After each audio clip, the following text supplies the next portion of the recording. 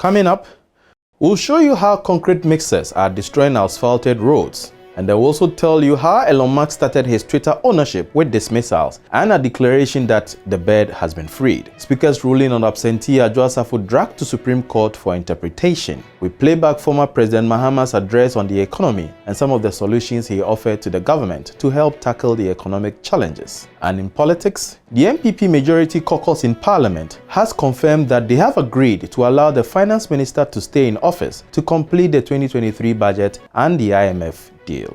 Welcome to Graphic Online's News in Brief. We start from how Graphic Online spotted this concrete mixer truck spilling concrete along the Shangri-La-Tetekwashi Road in Accra around 4 p.m. on Thursday. The spillage does not only destroy asphalted roads, but also endanger the lives of motorists. The spills usually occur when concrete is being transported to construction sites and when residual concrete is washed from a mixer truck onto road surfaces after delivery. The spills harden fast, creating lumps that leave road surfaces rough and endanger the health and safety of road users.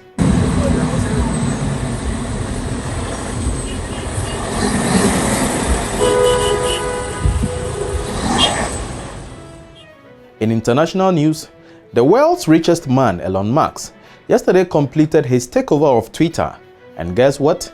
His first action after becoming the sole owner of the company was to dismiss CEO Parag Agrawal. In a tweet, he declared that the bird has been freed. Musk's tweet about the bird being freed was an apparent reference to closing his $44 billion takeover of Twitter, according to US media and an investor in the firm. Aside the firing of CEO Parag Agrawal, two other executives, according to two people familiar with the decision, have also been fired. The deal's closing removes a cloud of uncertainty that has hung over Twitter's business, employees and shareholders for much of the year. After initially agreeing to buy the company in April, Elon Musk spent months attempting to get out of the deal, first citing concerns about the number of robots on the platform and later allegations raised by the company whistleblower. And to some constitutional issues. The Member of Parliament for Ofori-Atta North, Suleimana Adamu Saned, has dragged the ruling by the Speaker of Parliament, Alban Bagbin, on the 3 absentee members of Parliament to the Supreme Court for interpretation. According to the MP for Ofori-Atta North, he disagrees with the Speaker's ruling and therefore wants the Supreme Court to clarify the operationalization of Article 97(1)(c) to be sure if the ruling by the Speaker was in consonance with the 1992 Constitution. According to counsel for Mr. Sanid, Andy Kwame Apiakubi, who is himself an MP, to them they think the Court of Appeal has already made a determination on the matter in the case of Kweku Asare versus Attorney General, and that in instances like this, it is an automatic vacation of the seats. Honorable Sani, Emma, Tepa MP, Suleiman, Sani, Onuna, Obefa the lawyer, said in Kokana Semano Supreme Court, yes, Speaker, you really know by Adwoa Safo abstention from Parliament under Article 97(1)(c) political diary.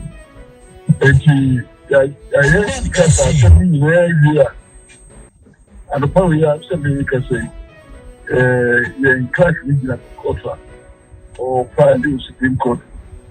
Now, that must Supreme Court say, Oman Church, Article 97(1)(c). So, you should want anymore. And when church anything.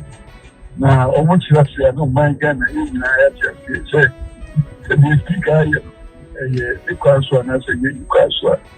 Former President John Dramani Mahama yesterday spoke on the current state of Ghana's economy, where he touched on what he said were some of the causes of the economic challenges and went ahead to provide some solutions. Some of the solutions provided by Mr. Mahama included reducing the public debt, cutting government expenditure, tackling waste and corruption, and scrapping, realigning or merging state institutions and a robust homegrown economic program to help serve as the foundation for any International Monetary Fund intervention. At a point, we had over 120 ministers in his government, with hundreds of political appointees at the presidency, and others attached to ministers and other state organizations. While the president has currently cut down this number, the number of ministers has reduced in his second term, there's still room for a further reduction, including merging some ministries to reduce expenditure and cut down the ministers in governments to a figure below 65.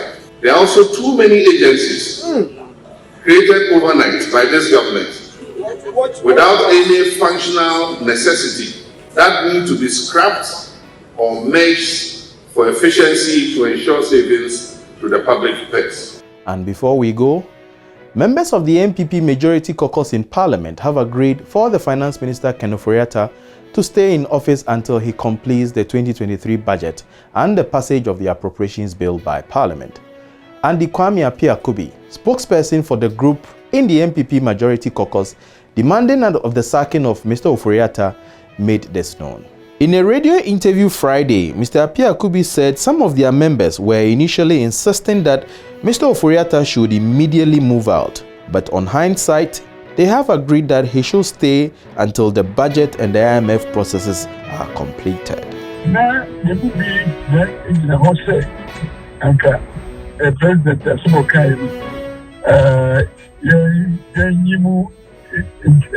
Kasayi, now offer timelines and run.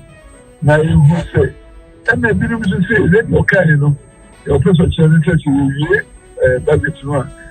Honor or the navigation at the tour, China, the penny for my ATS. And she, and no crown, let me uncle Baco, the movie brain and just with Preso. Make a woman is with Preso, and this is in Preso. That's so, it's a good door, you are dear, and yet you come back after the. Maybe I may have no Canadian in Preso. Then so, you do obviously that become you do my chefs here. Say, you think that nothing I but and News in Brief is brought to you by Graphic News Plus. Download your Graphic News Plus now and choose your preferred package daily, weekly, monthly, and annually, and access free news on various interest areas as well. Graphic News Plus, connecting people through news. Thank you for watching. For more news, please visit our website graphic.com.gh or follow us on Facebook at Daily Graphic and on YouTube and Twitter at GraphicGH. I am Enoch Dafa Frimpong.